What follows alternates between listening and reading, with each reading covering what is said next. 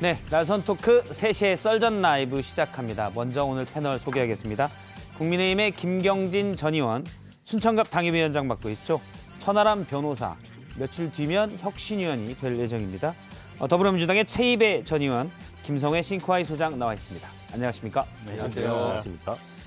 예, 잠깐 이것부터 먼저 여쭤보면 요즘 천하람 혁신위원, 잠시뒤 혁신위원께서 예. 여러 가지 언론의 주목을 많이 받고 있는데 네. 혁신위는 언제 출범합니까? 그러니까 사실 원래 한 이번 주 후반 정도에 출범하는 걸로 예정되어 있었는데 이게 혁신위가 좀 굉장히 이제 뜨거운 감자처럼 되면서 예. 최고위원들이 추천을 하시는 게 조금 더뎌졌습니다. 그래서 아마 당대표 내일 좀 돌아오시고 예. 다음 주 정도 돼야 출범하지 않을까 이렇게 예상하고 있습니다. 위원장님은 누구 추천으로 들어가신 거예요? 저는 이제 당대표 직접 우리 추천. 썰전 라이브에도 자주 나오는 우리 김용태 최고위원 그거니. 추천으로 예. 또 이제 최재형 위원장님께서 받아들여 주셔가지고 예. 하게 됐습니다. 아 그렇군요. 김용태 최고위원이 최고위원이니까. 그럼요. 예. 네. 사석에서는 천하람 변호사가 오히려 말을 놓는 것 같은데 역시 이 직위에서는 김용태 최고위원이 더 높죠. 훨씬 높죠. 예. 네. 근데 혁신위원장과 또 각별한 사이이기 때문에 업무는 아무런 문제가 없을 거라고 생각합니다. 아유, 알겠습니다. 당신은 줄이군요. 요번에 비대위원 떨어지신 분도 있는데 줄이 조금 전까지 비대위원. 비대위원이셨고. 알겠습니다. 저희가 전현직으로 고위들만 모시는 그런 프로그램입니다. 알겠습니다. 첫 번째 주제 보겠습니다. 첫 주제는 검사, 땡땡땡 검사, 땡땡땡 또 검사. 여기서 땡땡땡이 다 해서 6개가 있지만 실제 검사는 6명보다 훨씬 더 많지요. 윤석열 대통령이 신임 금융감독원장으로 이복현 전 서울 북부지검 부장검사를 임명했습니다. 어제 저희가 이 시간대 내정했다고 말했는데요. 임명이 됐고요. 금융감독원 출범 이후에 처음으로 검사 출신 금감원장이 나오는데요. 잠깐 프로필을 보겠습니다. 1972년생이고요. 서울대 경제학과를 나왔고 공인회계사 자격증이 있습니다. 2006년인가요? 론스타로의 외환은행 헐값 매각 수사팀에 참여했었고요. 국정농단 특검에도 참여를 했었습니다. 그리고 최근 전직은 북부지검 형사 2부장이었습니다. 그래서 검사 출신이 일단 금융감독원장에는 잘 맞지 않다는 지적이 있었고 또 검사 출신이 정부 요직에 너무 많다 이런 지적이 나오는데요. 윤석열 대통령이 지금 매일 출근할 때마다 로비에서 기자들과 만나죠. 이에 대한 질문 당연히 나왔었는데 대답을 했습니다. 잠깐 보겠습니다. 검찰 인사가 반복되면서 대통령의 인적 풀 자체가 너무 좁은 것 아니냐 이런 비판도 나오고 있는데 뭐 과거에 민변 출신들이 아주 도배를 하지 않았습니까? 저는 뭐 선진국에서도 특히 미국 같은 나라 보면은 그런 그 거버먼트 어토니 경험을 가진 사람들이 정관계에 아주 폭넓게 진출하고 있습니다. 그게 법치국가 아니겠습니까? 이번에 그 이복현 신임 원장은 경제학과 회계학을 전공한 사람이고 또 오랜 세월의 그 금융수사 활동 과정에서 금감원과의 협업 경험이 많은 사람이고 금융감독 규제나 시장 조사에 대한 전문가이기 때문에 저는 아주 적임자라고 생각합니다. 예, 선진국, 미국 같은 나라 보면 거버먼트 어토니, 정부 측의 법률 대리인들이 폭넓게 진출을 한다. 그게 법치국가 아니겠습니까? 그게 법치국가인가요? 이건 정말 오래전에- 큰일 날 얘기라고 저는 생각을 하는 게 지금 준법하고 법치를 구분을 못 하시는 거예요. 대통령께서. 이건 정말 큰일이라고 생각합니다. 지금 말씀하신 건 준법주의. 그러니까 너 법 어겼어? 법 몇 조 몇 항 위반, 체포. 이런 거를 잘하는 사람들은 법률가들이 아마 잘할 수 있겠죠. 예. 막는 것도 잘할 수 있겠고. 근데 법치주의라는 것이 만들었던 연원으로 돌아가면 이분이 지금 법가사상 무슨 중국 얘기를 하시는 것 같은데 우리가 그 같이 합의해서 얘기하는 법치주의는 영국에서 시작된 국왕도 신과 법 아래 그 밑에 있다라고 예. 말했던 모든 권력은 법 아래 동등하다라고 얘기할 때 법치주의거든요. 근데 법을 잘하는 사람이 통치하면 법치주의다라는 말씀은 정말 경악하지 않을 수 없고요. 그리고 민변에 대한 지적도 잠깐만 들면 저는 윤석열 대통령께서 너무 이 검찰이라는 우물 안에서만 활동을 하시다 보니까 지금 이제 민변 사람들이 쓸었다 이런 표현을 하셔서 제가 그렇지 않아도 찾아봤더니 이은재 의원이 관련된 문제 제기를 예전에 뭐 국정감사에서 하시고 이런 내용 보니까 법무부와 검찰 관련 쪽에 민변 출신의 변호사들이 많이 들어갔던 일이 있더라고요. 그러니까 예. 자기 우물 안에 토끼가 막 들어오니까 이 토끼가 세상을 지배했다고 생각하지만 세상 밖에 나가면 다 평온했거든요. 즉 법무부 인사들 당연히 검찰이 차지해야 되는데 민변이 차지했던 것에 대한 꽁한 마음을 지금 표현하신 것 같아서 좀 너무 균형감이 없으신 인사인 것 같네요. 예를 들어 금융감독원장이 물론 김기식 참여연대 출신의 김기식 금융감독원장이 잠깐 있기도 했긴 했습니다. 그러면 그렇지만 정부의 그분은 다른 민변은 부처로 아니시잖아요. 예, 참여연대 계셨고 근데 정부 다른 부처에 다 검사가 가거나 또는 이전에 다 민변이 가거나 그런 건 또 좀 아니었죠. 그러니까 지금 저 우리 정부를 보더라도 물론 검찰 출신이 좀 많이 부각이 돼서 그렇지 전부 다 검사 출신이 간다는 거는 사실 좀 과장입니다. 그리고 이제 과거에 뭐 민변, 참여연대, 586 운동권 하셨던 분들 쭉 합치면 문재인 정부에서도 코드 인사 사실 많았었거든요. 예. 검찰 출신들 많이 등용된다 하지만 우리 지금 바로 옆에 계시는 김경진 전 의원 같은 경우도 우리 또 방송가를 굳건히 지켜주고 계시지 않습니까? 그러니까 이런 것들을 보면 뭐 검찰 출신은 전부 요직에 간다라는 건 좀 과장이고요. 특히 지금 김기식 전 금감원장 얘기해 주셨습니다마는 김기식 원장이 무슨 얘기했냐면 본인이 과거 문재인 정부에서도 개인적으로 검사 출신이 금감원장을 맡으면 어떻겠냐라는 제안까지 했었다. 금융감독 업무의 강화를 위해서 검찰 출신이 못할 바가 없다라고 하는 전직 금감원장, 그것도 문재인 정부의 금감원장이 찬성 의사를 이번에 강하게 내셨어요. 이런 것들만 보더라도 금융감독 업무에 있어서 저는 이복형 카드 그렇게 나쁘다고 생각하진 않고요. 특히 이분이 그냥 뭐 예를 들면 법대만 나와가지고 뭐 경제나 금융에 대해서 전혀 모르는 사람이라고 하면 당연히 더 큰 비판을 받아야 되겠지만은 나름 CPA 뭐 회계사 출신이시기도 하고 이런 관련한 금융 뭐 범죄 수사에 있어서는 최고 권위자라고 할 만한 분이니까 좀 그렇고요. 조금만 앞으로 돌아와서 법치주의, 물론 법치주의 김성애 대변인이 말씀하신 것처럼 법에 의한 지배를 말하는 게 맞습니다. 근데 법에 의한 지배를 우리가 잘 구현하려면은 법을 잘 해석할 수 있고 다룰 수 있는 사람들이 정부 각 부처에서 행정권을 행사하는 게 나쁘지 않다라고 하는 것이 영미권 국가에서 오랜 습득한 어떤 지혜거든요. 그런 걸 얘기하는 것이지 법조인이 다스리는 걸 말하는 거다. 이거는 저는 너무나 좀 낮은 판사, 변호사, 것 검사가 같아요. 섞여 있으면 모르겠는데 예, 그런 점이 매우 아쉽고요. 저도 운전면허가 있는데 국토교통부에서 어떻게 하면 한 자리를 맡을 수 있을까? 운전면허랑 공인회계사 자격을 그렇게 비교하시면 우리 최입의 비대위원이 싫어하십니다. 그런가요? 예. 예. 공인회계사 자격증이 있는 비대위원 전직 비대위원이십니다. 예. 근데 이제 아무튼 그 경제부처는 아무래도 경제 전문가가 맡는 게 순리겠죠. 그러니까 제가 보기에는 이복현 전 검사가 금감원장이 됐다. 그러면은 이분의 시각은 앞서 그 윤석열 대통령이 말씀하신 것처럼 여러 가지 금융 감독 규제나 시장 조사에서 불법 행위를 찾아내는데 일조를 하신 분은 맞아요.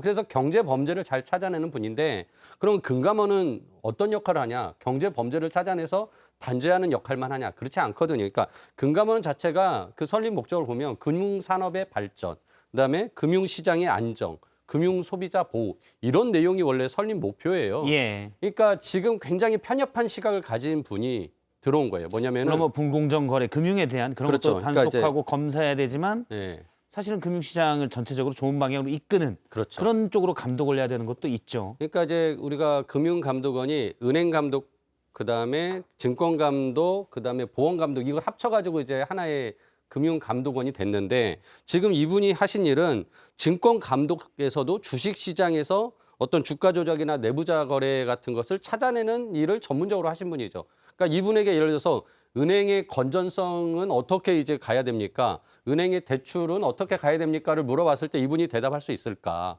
그러니까 저는 이분이 증권감독 분야의 부원장이 있습니다. 그 역할을 하시면 잘할 것 같아요. 근데 그거 외에 모든 거를 총괄하는 금융산업을 총괄하는 안목을 가지고 해야 될 금감원장 역할을 과연 할 수 있을까? 굉장히 이 부분은 의문이죠. 그러니까 저는 이게 지금 그 검사를 데려다 넣은 것도 문제지만 대통령이 주장한 적재적소에 유능한 인물을 갖다 놓겠다라고 했는데 과연 이게 적재적소로 볼 수 있느냐죠. 사실상 금융증권범죄합동수사단에 산하로 이 금감원을 두고 거기서 정보를 가져오는 루트를 사용하는 용도 외에는 따로 떠오르지가 않습니다. 그러면 시사평론계에서 상당히 중용되고 있는 검사 출신 김경진 변호사님의 의견을 듣도록 하겠습니다. 예. 저를 가지고 노는 겁니까? 아닙니다. 이게 참 이 동네 북도 아니고. 아유 전혀 아닙니다. 예. 사실 아니, 검사 문제니까 물론 이제 아니, 검사를 근데 그만두시 오래 아니, 되셨지만 하나만 여쭤봅시다. 일단 그 전 정부에서 예. 김호수 검찰총장이 그때도 금감원장 임용을 상당히 심도 깊게 고려를 했었어요. 하다가 인사 텀이 안 맞아가지고 사실은 임용이 안 되고 잠시 변호사 개업을 한 4, 5개월 하다가 인사 텀이 맞는 총장 자리로 임용이 된 걸로 예. 저는 기억을 하고 있었는데 어쨌든 문재인 정부에서도 김호수 고위 검사를 임명하려고 생각을 했었다라는 전례가 하나가 있고 두 번째 저 문재인 정부에서 주중대사 노영민 대사 임명을 했잖아요. 예. 그분은 대중국 외교 업무에서 얼마만큼 전문성이 있나요? 음. 제가 이런 물타기식 얘기를 하는 것은 저는 이 질문을 드려보고 싶은 거예요. 기자를 하시잖아요. 예. 신문에서 신문방송학과나 언론학과나 이 출신만 기자를 하는 거예요? 아닙니다. 그건 이제 그 안에 기술과 학문을 보는 거고 아니잖아요. 기자는 다양한 전공에서 올 수가 있죠. 예. 아니 제가 법대 법학부를 졸업을 했는데 제 친구들 중에 한 50%는 이게 그러니까 행정이나 사법이나 또는 행정계로 갔어요. 고시를 합격해가지고 예. 일부가 심지어는 이 선물 거래하는데 풋옵션, 콜옵션 하는 여기까지 갔어요. 이제 취업을 하고 대학 졸업하고 고시가 안 돼가지고 예. 의외로 지금 거부가 되어 있는 친구들이 그 친구들입니다. 음. 근데 제가 드리고자 하는 것은 사람의 인재라고 하는 것은 대학교 때 공부했던 것이 무엇이냐 이것보다도 중요한 것은 이 상황과 맥락을 얼마만큼 빨리 파악할 수 있는 제대로 된 이 빠른 눈과 귀를 가지고 있느냐. 그다음에 거기서 일정 정도 어떤 전문성을 획득하고 난 다음에는 큰 틀에서 미래가 흘러가는 방향을 어떻게 예측할 수 있는 해안을 가지고 있느냐. 예. 요게 인재의 조건이라고 생각을 하고 있고 어떤 전공을 가졌느냐는 핵심은 아니라고 봅니다. 그러면 전체적으로 지금 이복현 검사 같은 경우는 검사 재직 시절에 삼성도 수사를 했었죠. 예. 론스타도 수사를 했었죠. 현대자동차도 수사를 했었죠. 대한민국의 거대 굴지 기업들의 이 재벌의 여러 가지 횡령이라든지 이런 내부 비리를 수사를 했었는데 이런 수사의 기회를 맡는다고 하는 것은 사실은 보통의 검사는 맡을 수도 없습니다. 공인회계사 자격증이 있어서 뭐 그렇게 중용이 됐다는 그것보다도 예.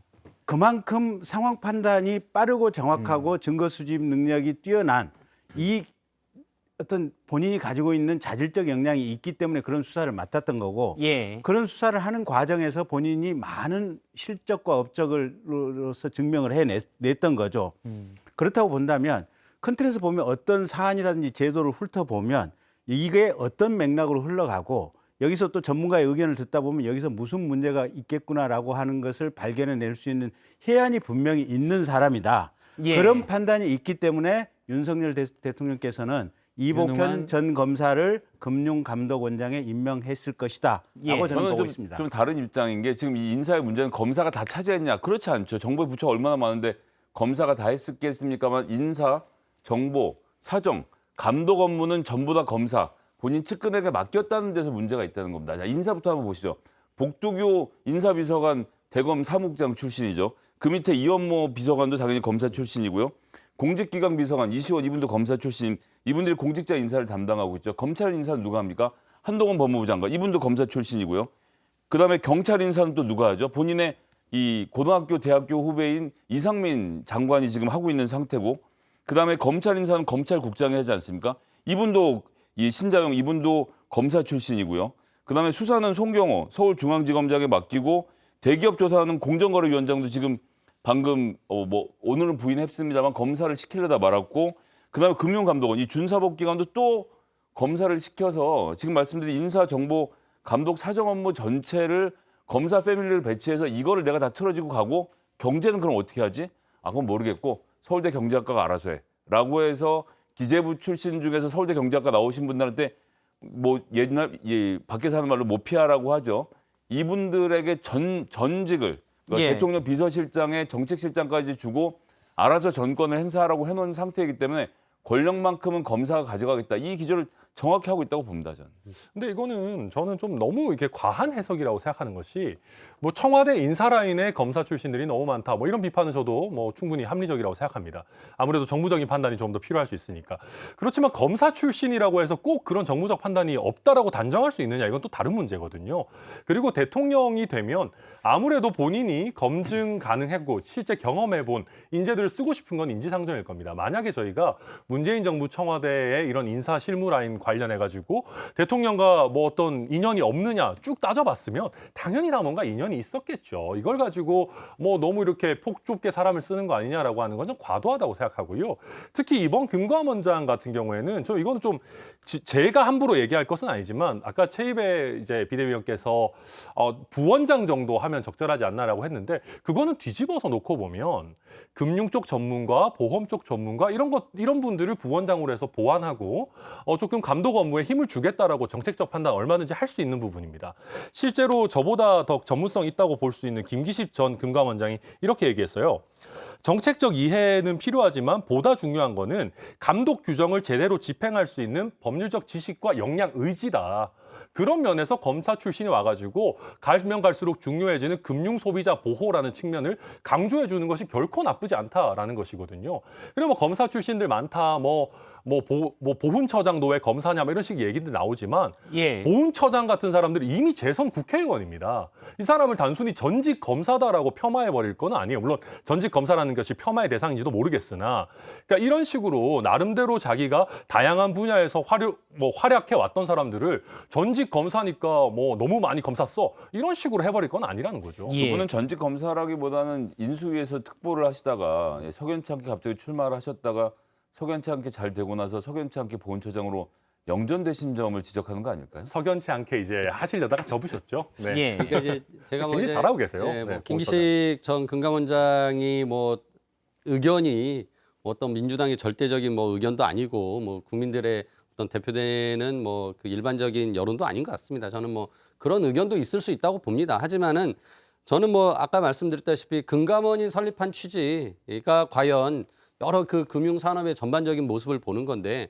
과연 이복현 지금 신임 금감원장이 그럴 만한 능력이 있느냐라고 봤을 때 그러긴 어렵다. 그리고 그런 것들을 밑에서 잘 서포트하면 되지 않냐. 그럼 그렇게 따지면은 장관이든 뭐 금감원장이든 그냥 누구나 할 수 있는 거예요. 밑에 사람들 잘 데리고 일하면 된다라는 식의 논리는 그래서 저는 예. 그 얘기를 그런 드리고 부분은 싶어요. 조금 아닌 것 같고 그래서 저는 앞서 이렇게 우리가 검찰 인사들이 너무 지금 주요 요직에 포진하고 있다라는 것 자체가 인사의 폭을 좁게 하고 어떻게 보면 정부에서의 가지고 있는 다양성이라는 측면에서 굉장히 부족함을 가지고 있다라는 지금 비판들이 있는 것인데 그 비판들이 계속 진행됨에도 불구하고 계속적으로 그 검찰의 인사들을 데리고 이렇게 주요 요직에 넣는 것 자체는 한마디로 대통령이 말을 안 듣는 거죠. 이제 여론이나 국민들의 의견보다는 본인이 써본 사람. 그러니까 저는 딱 그 지난번에 한번 말씀드렸는데 대통령은 검찰 출신으로 내가 써본 사람.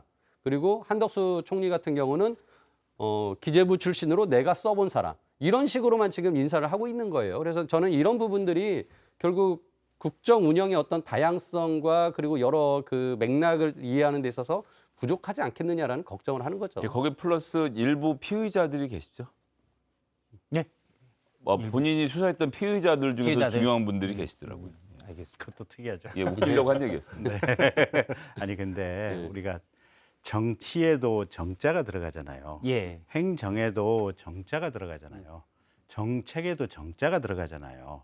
이 정자가 들어간 것은 여러 가지 측면을 동시에 고려해서 이걸 다양화시켜서 업무 처리를 하라라고 하는 의미에서 이게 정무직이고 정치고 행정이고 정책이고 지금 이렇게 되는 건데 제가 봤을 때는 그 사람의 품성과 자질이 큰 틀에서 이걸 할 수 있는 역량이 되느냐 안 되느냐 이게 핵심인 것 같고 아니 과기부만 해도요 과학기술에 그러면 이번에 이종호 장관님 지금 이 과기부 장관 되셨잖아요. 반도체, 예, 반도체 그러니까. 전문가잖아요. 예. 과학기술의 전문 영역이 몇 개나 될까요? 1000개가 넘을 겁니다. 예. 유전자 공학, 무슨 질병학, 뭐 보건학, 뭐 생물학, 뭐 하기 원자공학. 시작하면 우리 방송 끝납니다. 예. 이게 뭐냐면 거기서 전문가를 뽑는다면 사실은 과기부 장관이 1000명이 있어야 돼요. 그래서 이거는 반도체 전문가이기 때문에 과기부 장관을 뽑은 것이 아니고 예. 큰 틀에서 보면 국회와 의사소통, 대한민국 산업계와 의사소통, 대통령과 의사소통, 전체적인 맥락을 조율할 수 있는 이런 능력이 있느냐 없느냐. 속칭 말해서 이 정자가 가능하느냐 안 가능하냐. 대통령께서 이 정무직을 임명할 때는 저는 틀림없이 그런 부분들을 이 사람이 가지고 있는 자질에 비추어 봐서 그걸 기초로 해서 임명했을 것이다라고 보고 있고, 이복현 검사 같은 경우도 일단 기본적으로 검사를 하면서 수없이 중요한 재벌 사건 수사, 그다음에 예. 그 전에 CPA 자격증 이런 것을 봤을 때 기본적인 자질과 능력이 된 상태에서 큰 틀에서 이 정을 할 수 있는 역량이 있다라고 지금거리에서 보면서 판단을 하신 것 같아요. 그래서 정무직인 금감원장이 임명을 했다, 이렇게 보시면 될 것 같고, 예. 이게 무슨 얼마만큼 여기에 전문성이 있느냐 또는 검사 출신이 뭐 얼마나 많느냐 이런 관점에서 우리가 논란할 일은 아닌 것 같아요. 일단 말씀하신 대로 중요한 자질, 흐름을 보는 능력, 뭐 그리고 내부 기관 조직원들과의 소통, 정부 또 국회와의 소통 이런 것도 중요하겠죠. 자, 어떻게 보면 통섭의 이런 능력들이 좀 있어야 되는데 역대 금융감독원이 했던 일들을 잠깐 보도록 하겠습니다. 물론 지금은 많이 환경이 바뀌기도 했어요. 제가 좀 눈에 띄는 금감원장들 몇 명을 보면 이현재 당시에는 이제 금융감독위원회였죠. 금융감독위원회. 저게 이제 금융이랑 금감원으로 현재는 분리가 됐는데 금융감독위원회 초대 원장을 했었습니다. 많은 분들이 기억할지 모르겠지만 이때 IMF 이후에 부실금융사의 구조조정을 이현재 금융감독위원장이 당시에 진두지휘했었고요. 윤중현 금융감독원장도 보면 국내은행의 해외 진출 지원 어떤 이런 부분도 좀 있었습니다. 가이드라인을 만드는 거죠, 사실은. 금융위가 지금은 이제 당시에도 금융위와 금감원이 같이 있었는데 가이드라인을 만들고 역시 그에 따라 가도록 감독하는 일들을 했었습니다. 8대 권혁세 원장 같은 경우는 당시 이제 부산저축은행 사태 이후 부실저축은행에 대한 구조조정을 했었습니다. 물론 이때 금융소비자를 제대로 보호하지 못했다는 비판도 많이 나오기도 했었는데요. 그래서 최근에는 이제 앞서 세이배 비대위원이 말씀하신 대로 금융소비자 보호 쪽에 무게가 좀 더 실리는 그런 측면도 있습니다. 하지만 전체적으로는 우리나라 금융기관들이 큰 틀에서 금융산업이 되게 복잡하고 중요하다고 했을 때 어떻게 가야 되는지 정책에 맞춰서 잘 가고 있는지 보는 부분도 좀 필요하거든요. 그런 이제 전문적인 역량에 대해서 좀 우려하는 분들이 좀 있다는 지적도 있고요. 네, 뭐 우려는 당연히 나올 수 있겠죠. 뭐 완벽한 사람이 있겠습니까? 그렇지만은 이제 이복현 지금 이제 원장이죠, 신임 원장이 그냥 형사부에서만 계속 몸담은 뭐 형사부를 또 폄하하는 건 아닙니다만은 예. 이제 금융에 관해서 전혀 문외한인 검사라면은 저희가 더더욱 걱정할 수 있겠죠. 뭐 이제 아까 김경진 의원 말씀하셨지만 김호수 뭐 전 총장 같은 경우가 조금 더 우려가 되는 인선이었을 수 있을 겁니다. 그렇지만 이제 이복현 신임 원장 같은 경우는 나름대로 이제 금융 분야에 대해서 전문성도 있는 것이고 또 말씀하신 그런 다양한 분야에 대해서 금감원에 있는 분들이 뭐 놀고 계실 건 아니거든요. 그래서 리더십이 있고 그 조직에 대해서 빠른 이해와 뭐 통솔할 수 있는 역량이 있다라고 하면 저는 모든 분야를 다 알지 않더라도 충분히 할 수 있는 것이고요. 이미 금감원장이 지금 11대부터 13대까지 대부분 금융 전문가들이 해왔습니다. 그렇다면 이 쌓여온 토대 위에 요새 최근에 좀 강조되는 금융 소비자 보호라는 것을 좀 강조한 인선을 하는 것, 저는 그렇게까지 뭐 부당하다 이렇게 할 일은 아니라고 생각합니다. 뭐 이제 초반 2년은 그렇게 하겠다는 거죠. 일단 라임, 옵티머스 뭐 당장 떠오르는 거 이런 것들이 있습니다. 테라 이런 게 금융 있었고요. 소비자 보호와 관련돼서 잘못했던 것들을 수사하는 금융증권범죄합동수사단의 업무를 이 금감원이 잘 보조하면 되니까 이게 특수부 시절에 뭐 국세청, 금감원 뭐 다 불러다 일을 시켜보면서 여기서 정보를 교류하고 이랬던 경험들을 바탕으로 해서 초반에 사정 정국을 구축하는 데 있어서 금감원의 많은 도움을 받겠다 정도로 해놓고 앞으로 2년은 이것만 한다고 생각하면 딱히 딴 일은 고려의 대상이 아니기 때문에 대통령 입장에서는 이 사람이 적임자다라고 생각했을 것 같아요. 예. 김성희 소장님은 우리 윤 대통령님 싫어하실 것 같아요. 싫어한다기보다는 좀 어이가 없어서 그런 거죠. 이제 검사들만 데리고 일을 하는 것은 결국 뭐냐면 아니, 이 세상에 있는 내 눈에 보이는 범죄자들 다 척결을 못한 것이 내 일이고 대통령의 일은 범죄자들을 척결하는 거다 생각하고 계시는 그 태도가 저는 굉장히 문제가 있다고 생각하거든요. 여기는 정치를 하는 곳이지 수사를 하는 곳이 아닌데 그 기본적인 업무에 대한 이해도가 너무 낮으셔서 법치주의를 얘기하면서 이 어토니들이 많아서 법치주의라는 이런 어처구니없는 얘기가 나오는 것이 지금 2022년에 벌어진 현실 아닙니까? 아니 대통령께서 그렇게 세상을 보는 안목이 없는 사람도 아니고요. 각각의 금감원이 하는 일을 하고 검찰 금조단이 하는 일하고 그 차이를 모를 사람도 아니고요. 그다음에 업무 협력 관계라고 한다면 그거야 뭐 업무 협력하라고 대통령 지시 한 방이면 다 끝날 일이고요. 그렇게까지 말씀하시는 것은 너무 대통령의 인식에 대해서 폄훼성 발현이신 것 같고. 일단 검찰총장을 지금까지 임명 안 하고 있는 것만 봐도 검찰을 한동훈 법무부 장관으로 어떻게 장악하게 할 것인지 고민하고 있는 게 너무 눈에 뻔히 보이지 않습니까? 근데 그거는 이제 내부 사정을 좀 알지 못하고 성급하게 하실 얘기는 아니라고 생각하고요. 지금 최근에 검찰총장을 임명하고 검찰총장의 인사권을 존중해서 법무부 장관 인사를 하겠다. 추미애 장관이 그렇게 하지 않은 것에 대해 비판했던 국민의힘이 하실 말씀은 아닌 것 같습니다. 근데 이제 그때는 저도 그때 말씀드렸지만 그 검수완박 이후에 검찰 조직이 굉장히 이제 불안해하는 상황이었고 좀 빠르게 조직을 좀 추스릴 필요가 있는 상황이었습니다. 그리고 그 비판은 저희가 검찰총장이 있는 상황에서 검찰총장을 뭐 추미애 장관처럼 패싱했다면 맞는 말씀이겠지만 지금 검찰총장 인선이 진행 중인 상황이거든요. 그리고 한동훈 법무부 장관 같은 경우에 검찰총장 인선위원회가 지금 만들어졌습니까? 그것도 안 만들었어요. 지금 이제 아무래도 인선이 내부적으로 진행 중인 걸로 제가 알고 있고 한동훈 이제 장관 같은 경우도 아니 인사위원회가 없는데 인선은 어떻게 진행을 합니까? 내부적으로 충분히 후보군을 추릴 수 있죠. 그러니까 네. 이제 그런 검찰총장 부분들이 후보 추천위원회가 있죠. 네, 그럼 그러니까 일의 순서가 지금 뒤바뀌었기 때문에 이런 비판들은 너무나 당연한 거고요. 그러니까 대통령이 그 인사 원칙 중에 또 최고의 경륜과 실력, 그다음에 국민 눈높이 이런 말씀하셨어요. 그러니까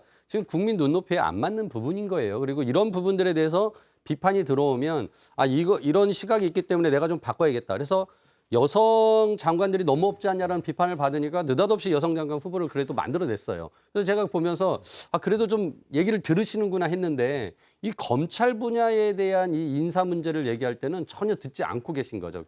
저는 그런 측면에서 지금 대통령이 이쪽 국민 눈높이라는 어떤 그 관점에서 국민 여론을 소통하겠다라고 했는데 막상 자기가 고집 부리는 분야에서는 절대 소통하지 않는 부분이 있다. 그 부분은 역시나 검찰 분야다. 지금 문재인 정부 시절에 가장 탄압받았던 한동훈 법무부 장관 그 당시에 법무연수원에 고립돼 있었죠. 그래서 지금 나와서 지금 뭐 하고 있습니까? 4명 갖고 고립시키는데 모자란다고 법무부 연수위원 숫자를 늘려달라고 지금 행안부 이상민 장관에게 요청하고 저 많은 사람들 귀양 보낼 자리를 만들고 있는 것이 법무부 장관이에요. 근데 이런 인사들을 누가 지금 정당한 인사라고 하겠는가? 너 내가 법무부 연수원으로 보내겠어라고 찍어놓고 자리를 더 만들어라고 행안부에 요청하고 있는 이 현실을 저는 그때 국민의힘이 조금 지금은 국민들의 입장에서 행정부에 제동을 거셔야 될 때이지 같이 편을 들어줄 때는 아니라고 봅니다. 아니, 저는 일단 그렇게 생각합니다. 우리가 물론 그 개별 인사에 대해서 문제 제기할 수 있죠. 근데 단순히 검찰이다라는 이유만으로 이 사람이 어떤 능력이 있고 어떤 역량이 있는지를 전혀 검증해 보거나 경험해 보기도 전에 검사는 쓰지 마세요.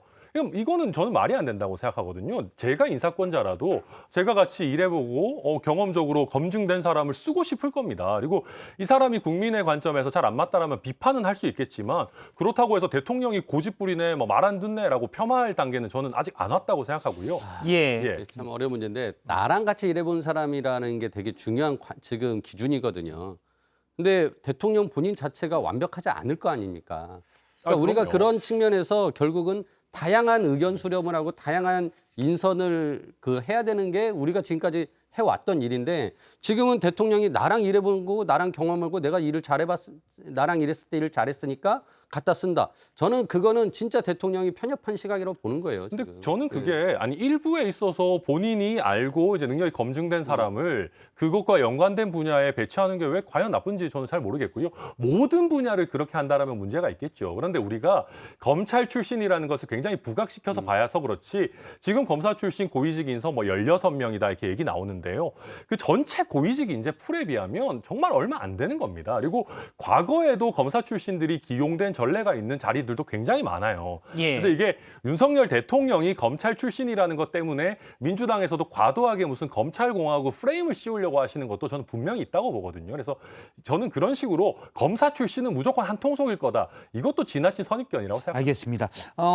사실 오늘은 저희가 댓글로 영화 상품권을 드리는데 저희 자주 보시는 시청자분들은 아시겠지만 저희가 각 패널들이 내부 쓴소리를 좀 많이 하시는 분들인데요. 오늘 이복현 금융감독원장을 두고는 정말 치열한 토론이 오간 것 같습니다. 그래서 내부 쓴소리는 제가 볼 때 하나도 없어서 저희가 민주당 얘기할 때도 마찬가지고 예를 들어 검찰 인사도 마찬가지고 사실 내부 쓴소리를 서로 많이 하셨었는데 원래 오늘 주제는 미스터 쓴소리를 선정하려고 했는데 안 나올 것 같고요. 지금부터 약 5분 정도간의 댓글을 올리시는 것들을 저희 작가진이 보고 그중에 좋은 것들을 골라서 약 5분 뒤쯤에 저희가 댓글 선정해서 드리도록 하겠습니다. 오늘 패널들의 말들 중에 이 부분 참 좋았다라는 부분을 댓글을 주시면 두 분을 선정해서 제가 소개는 더 많이 합니다. 근데 그중에 두 분을 운으로 선정해서 영화상품권 메가땡땡 2장 드리도록 하겠습니다. 자, 계속 토크를 좀 이어가겠습니다. 공정거래위원장 내정설이 돌았던 분이죠. 강수진 고려대 법학전문대학원 교수. 원래 이제 윤석열 대통령과 옛날에 카풀 출근을 했었다라고 했었는데 후보군에서 제외된 것으로 알려졌습니다. 관련해서 윤석열 대통령이 아침 출근길에 한 발언 잠깐 듣겠습니다. 검찰 편중인사라는 지적이 좀 많이 나왔었는데 그런 이유로 강수진 공정거래위원장 후보를 그 후보군에서 제외를 하신 건지 좀 궁금합니다. 전혀 아닙니다. 또 뭐 질문 없습니까?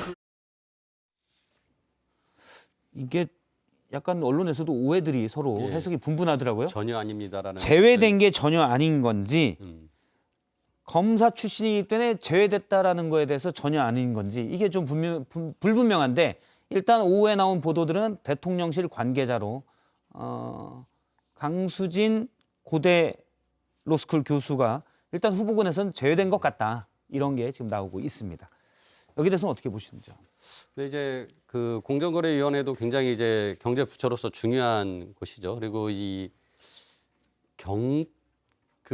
우리가 경제 검찰이라고 많이들 이제 하거든요. 공정위를. 그런 면에서는 이제 뭐 검사 출신이지만 뭐 저는 이분이 뭐 이후에 어떤 행로들을 보면은 이제 변호사로 일하고 그 변호사 일하는 과정에서 공정거래 사건들을 굉장히 많이 맡았고 예. 또 이제 뭐 로스쿨에 가서 아무튼 이제 교수를 하면서 뭐 다양한 이제 그쪽 분야의 그 수업을 하시고 뭐 또 논문도 쓰셨겠죠. 그래서 이분은 그래서 그런 측면에서 좀 검사색이 좀 빠지신 분 아닌가 싶습니다. 그래서 저는 이분에 대해서는 뭐 능력은 있을 것 같다라는 생각을 합니다. 근데 이제 문제는 이분 역시 결국은 또 찾아보니까 카풀을 같이 했던, 나랑 같이 일해봤던, 나와 인연이 있던 사람. 그러니까 대통령의 기준이 아주 명확하게 여기 또 보이는 거예요. 그래서 이런 부분들이 이제 우려스러운 부분이다라고 좀 말씀드립니다. 사실 제 이제 모교 은사님이시거든요. 예. 예. 사실 뭐 제가 직접 수업을 들은 적은 없는데요.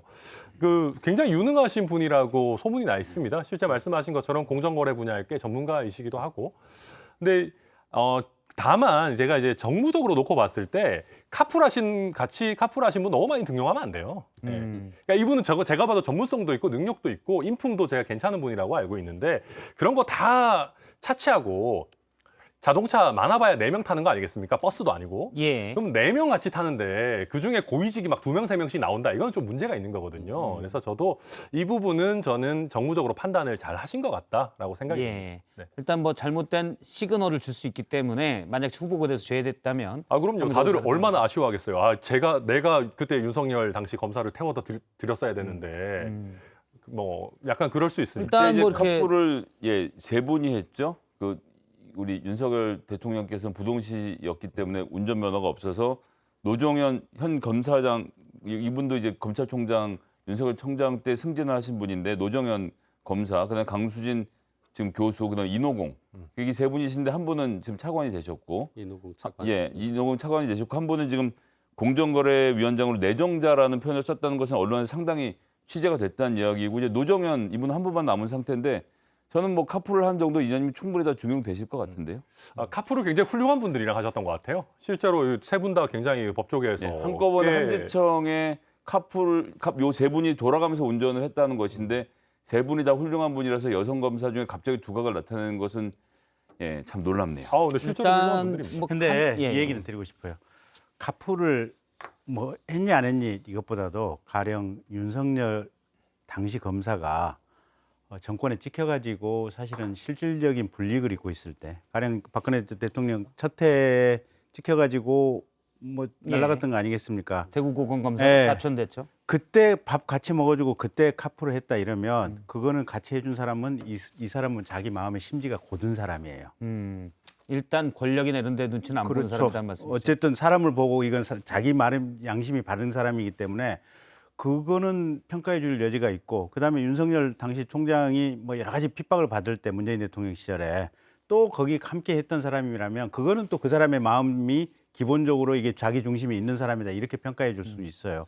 그래서 그 점은 또 한번 우리가 생각해 볼 여지가 의원님, 있다. 그게 이제 좀 약간 다른데 대구 고검 시절에는 그 당시에 유우성 씨 멀쩡한 민간인을 간첩으로 조작해서 이 국정원 이 박살 나던 때에 그 사건의 공판과 수사를 담당했던 이시원 검사가 징계 1개월에 아주 미약한 처분을 받고 대구 고검으로 좌천돼 내려가서 국정원 댓글 사건으로 좌천돼 내려와 있던 이 윤석열 당시 검사 이렇게 두 분이 해서 그때 이시원 검사를 뭐라고 불렀냐면 밥총무라고 해서 윤석열 검사를 모시고 밥 먹으러 다녔던 분이고 그분은 이번에 그러한 징계 전력이 있고 멀쩡한 민간인을 유죄로 만들었던 전력에도 불구하고 공직기강 비서관으로 영전이 됐죠.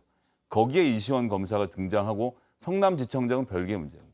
근데 이시원 검사 건은 그랬던 거 아닌가요? 국정원에서 지금 그 해시값이라든지 위치 정보가 빠진 그 자료를 넘겼던 거고 문제는 국정원에서 넘겨받은 자료를 사실은 검사 입장에서는 냉정하게 검증을 해야 되는 거 아니에요. 보면 이게 실제로 이 단둥에서 찍혔는지 아니면 이게 이 함길도 여기서 찍혔는지 요 위치 그 검증을 해야 되는데 이 검증을 제대로 안 한 상태에서 국정원이 넘긴 자료를 그대로 믿고 법원에 제출했기 때문에 이시원 검사가 징계를 받았잖아요. 그래서 이게 이 국정원 사건의 자료를 이시원 검사가 직접 조작을 했거나 예. 또는 국정원이 잘못된 자료를 넘겨준다고 하는 것을 그 사실을 알고서도 법정에 인위적으로 이게 제출했거나 지금 이 상황은 아니잖아요. 그것도 보면. 사실과 다른 것이 네. 그 당시에 검찰 과거사위원회에서 조사해 본 결과 이시원 검사가 면회를 막는 등 적극적으로 이 진상을 밝히는 것에 방해한 행위들이 드러나서 검찰총장에게 직접 사과할 것을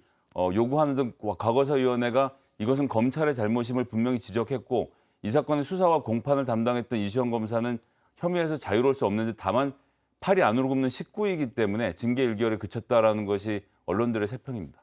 예, 일단 카풀 얘기 나와서 말씀드리면 만약 차가 좀 더 컸으면 인재풀이 넓어지지 않았을까라는. 아씨 그런 줄 알았으면 나도 좀 차를 아유, 수고하셨습니다. 근데 아무튼 같은 뭐 버스를 탔으면 네, 인재풀이. 잠시만요. 저희가 지금까지 얘기 좀 다른 얘기도 해야 돼서요. 앞서 이제 저희가 댓글 촌철살인 부탁을 드렸었는데 몇 명이 말씀을 주셨습니다. 예, 저희 작가진들이 뽑은 걸 보면 김상민님, 김성회 소장님이 영원한 팬, 김성회 소장님의 영원한 팬이다. 속이 뻥 뚫리는 얘기만 합니다. 사이다 안 먹어도 됨. 그리고 김보땡님께서 김경진 전 의원님 말씀에 깊은 공감이 든다. 모든 정무직 자리에 완벽한 전문가는 없지요. 인사의 평가는 앞으로 하는 걸 봐서 판단해야죠. 이런 얘기도 있었고요. 예. 지금 보면 완벽한 사람은 없습니다. 야당 패널분들 문정권 때 시켜보세요. 백영땡님께서 주셨고요. 미스터 쓴소리로 저스틴님께서 미스터 쓴소리로 천하람님 주셨습니다. 예. 특별히 뭐 한 게 없는 것 같은데. 예. 말을 길게 하셨어요. 쓴소리는 오늘 안 하신 것 같은데 오늘 단소리 많이 하셨어요. 예. 무슨 같은 주셨습니다. 어용 지식인들입니다. 예. 그다음에 청문회를 김성애 소장 시켰어야 되는데 이런 얘기도 최근 이번 타임에 지금 최이배 비대위원님께서 말씀을 좀 김성애 선생님이 말씀 많이 하셔서 5분 동안은 조금 없었고요. 알겠습니다. 이 중에서 두 분 선정해서 드리겠습니다. 김성애 소장님이 저희 또 열심히 나오시니까 김성애 소장님 오늘 추천했던 김상땡님께 영화상품권 드리고요. 전 변호사님 어제 노래를 부르셨던 그 노력으로 이제 김경진 전 의원님을 추천한 김보땡님께 또 드리도록 하겠습니다. 일단 그 저희가 어제 선정되면 와를 했었거든요. 와 효과. 그걸 한번 우리 김경진 전 의원님께 드리도록 하죠. 예. 이거 나중에 또 쓰실 때가 있습니다. 캡처하셔서 와 오, 정면을 바라보셔야 돼요. 정면. 자, 거기 화면 보지 마시고요. 정면 카메라 있죠. 예. 이렇게 손도 좀 드시고, 예. 요거 나중에 캡처해서 쓰시고요. 혹시 이 제본이 필요하시면 저희가 소정의 금액을 받고 팔겠습니다. 제작비가 부족해서요. 예, 알겠습니다. 자, 오늘 댓글은 여기까지 있고요. 다음 강지영 아나운서가 썰픽 정리했습니다. 네, 썰픽 정리해봤습니다. 먼저 이 소식부터 짚어보죠. 지금 언급할 문제가 아니다. 전직 대통령 이명박 씨가 건강상의 이유로 형 집행 정지를 신청하며 사면 가능성이 나온 데 대해서 윤석열 대통령이 선을 그으며 지금 언급할 문제는 아니다라고 했습니다. 하지만 권성동 국민의힘 원내대표는 한 분은 사면됐는데 다른 한 분은 그대로 둔다는 게 형평성이 안 맞다며 국민 통합 차원에서 사면이 필요하다라고 말했습니다. 다음 보시죠. 우크라이나 철퇴. 우크라이나 방문 일정을 마친 이준석 국민의힘 대표가 소셜미디어에 올린 사진입니다. 우크라이나 의원들로부터 받은 선물이라는데요. 육모방망이와 비슷한 우크라이나 철퇴라고 합니다. 그러자 온라인에서 과거 정진석 국민의힘 의원이 한 말이 회자가 되고 있는데요. 들어볼까요? 이 보수의 존립에 근본적으로 도움이 안 되는 사람들은 육모방망이를 들고 뒤통수를 뽀개버려야 돼. 동지라는 거에서 이제 적으로 간주해서 무참하게 응징해야 된다. 이 대표의 우크라이나 철퇴 사진 어떤 의미일까요? 다음 소식 보시죠. 최고령 MC 송해 별세. 최고령 진행자 송해 씨가 자택에서 별세했습니다. 향년 95세인데요. 고인은 지난 1988년부터 KBS 전국 노래자랑을 진행해오면서 34년 동안 무려 1,000만 명이 넘는 사람들을 만나왔습니다. 하지만 올해 초 코로나19 확진 등 건강 악화로 하차 의사를 밝히기도 했었는데요. 별세 소식이 알려지자 동료 연예인들을 비롯해 많은 사람들이 애도를 표하고 있습니다. 여러분이 픽한 오늘의 썰 무엇인가요? 예. 이명박 전 대통령의 사면 얘기는 형 집행정지 사면 얘기는 저희 뒤에 또 이재호 국민의힘 상임고문이 나오시기 때문에 거기서 좀 더 얘기를 해보도록 하고요. 이준석 대표의 철퇴 아이디어는 정말 번뜩거리는 것 같습니다. 혹시 사진이 준비되면 그걸 좀 보면 좋겠는데요. 예, 철퇴 어떻게 보세요? 이거는 이핵관 천하람 부장님. 아이고 그렇지는 않고요. 예. 우크라이나에서 또 어떻게 이런 걸 잘 알고 이렇게 이런 걸 주셨나 일단 예. 놀라운 생각이 들고요.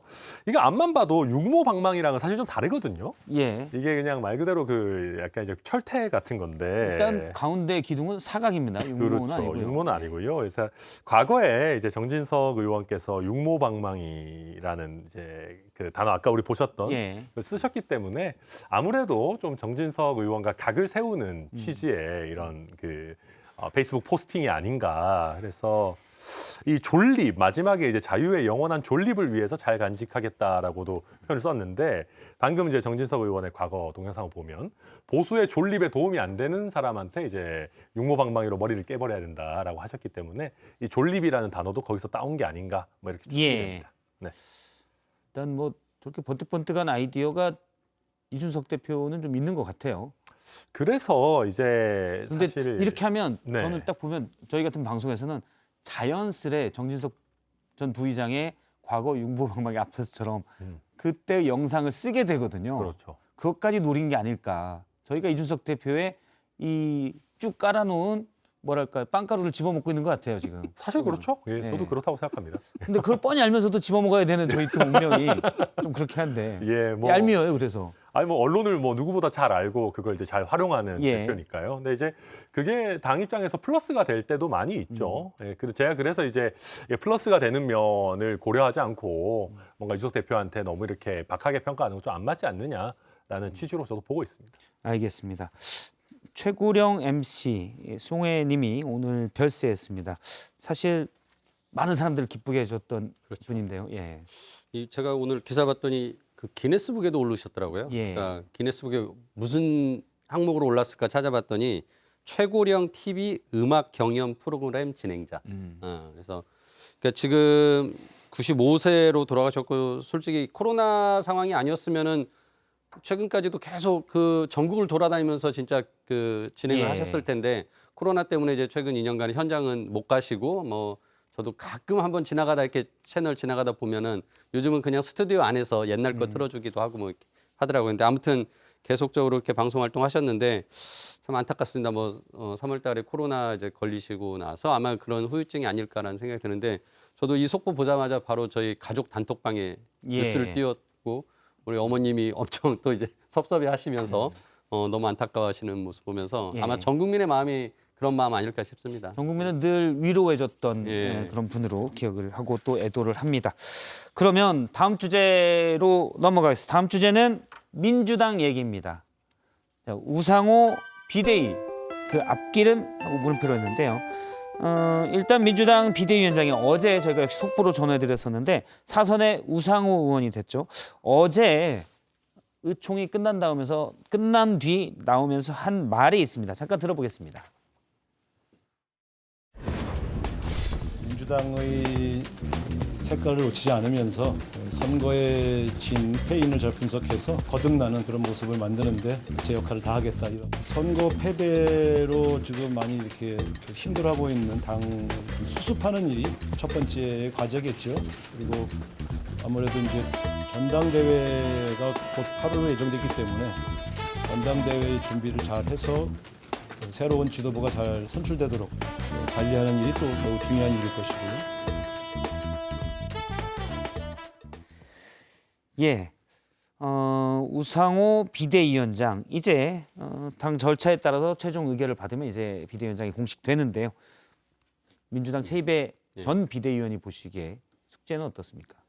뭐 두 가지인데요. 이제 가장 큰 게 저희가 이제 그 비대위원 저도 물러나면서 그날 기자회견에 남겼습니다. 그러니까 대선과 지선에 대한 평가를 반드시 해야 된다. 그러니까 지금 지방선거를 패배한 이유 중에 하나가 이제 대선의 패배를 제대로 평가하지 못하고 그 평가 원인에 대해서 반성하고 우리가 쇄신했어야 되는데 그걸 못한 채 지방선거를 치렀기 때문에 지금 더 나락으로 빠진 것 아니냐라는 이제 공통된 예. 생각을 가지고 있고요. 그래서 이제 대선 지선 평가가 최우선 과제이고 두 번째는 이제 차기 지도부 전당대회를 제대로 뽑는 거죠. 근데 이제 두 가지 저는 중요한 여기에 이제 그 지점이 있다고 생각합니다. 하나가 지금 논란이 되고 있는 경선 룰, 그러니까 당 대표를 뽑을 때 어떻게 투표 방식을 할 것이냐라는 예. 거죠. 지금 현재 대의원이 45%, 권리당원이 40%, 일반 당원 여론조사가 5%, 그다음에 일반 국민 여론조사가 10%인데요. 저는 지금 민주당의 큰 문제점 하나가 이 당원들의 마음과 국민들의 마음, 당심과 민심이 크게 괴리돼 있다라는 그 생각을 판단을 하고 있거든요. 그런 측면에서 우리가 뭔가 당심과 민심이 일치되는, 그러니까 좀 그 민심을 더 많이 받아들이는 지도부가 필요하지 않을까라는 생각이 들어서 예. 이 경선 룰에 대한 부분이 첫 번째 좀 요인이 되고 지금 그 말씀을 근데요.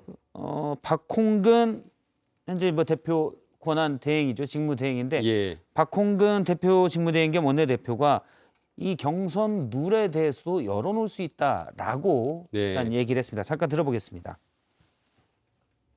특정 주자의 유불리 문제로 접근을 하면 이건 갈등이 더 커지는 것이고요. 그렇지 않고 민주당의 변화와 쇄신을 위해서 어떤 리더십을 세우기 위해서 어떤 룰이 더 추가적으로 보완돼야 되는지는 당연히 전당대회를 준비하는 과정에서 늘 있기 마련입니다. 그리고 더구나 지금과 같이 우리가 위기에 놓인 상황이기 때문에 충분히 열어놓고 검토를 해야 되겠죠. 그렇죠. 그리고 이제 두 번째로 말씀드리고 싶은 게 지금 최고위원회가 구성되면 당대표와 최고위원으로 전체가 이제 지도부가 구성되는데 예. 당대표와 최고위원을 별도로 뽑습니다. 그래서 당대표 따로 뽑고 최고위원들 따로 뽑고 그러다 보니까 한쪽 계파의 쏠림 현상이 강합니다. A 계파의 당대표, A 계파의 최고위원들이 더 많이 들어가니까 예. 전체적으로 A 계파가 모든 걸 다 결정하게 되는 거죠.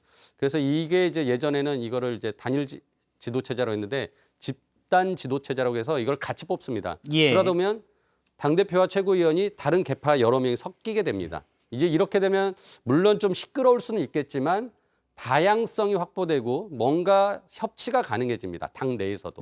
그래서 저는 이제 이런 그런 식의 이제 지도 체제에 대한 고민도 같이 해야 된다 이런 생각합니다. 근데 지금 박홍근 원내대표 얘기를 들어보면 경선 룰을 바꾸는 걸 충분히 검토해야 되겠죠라고 했는데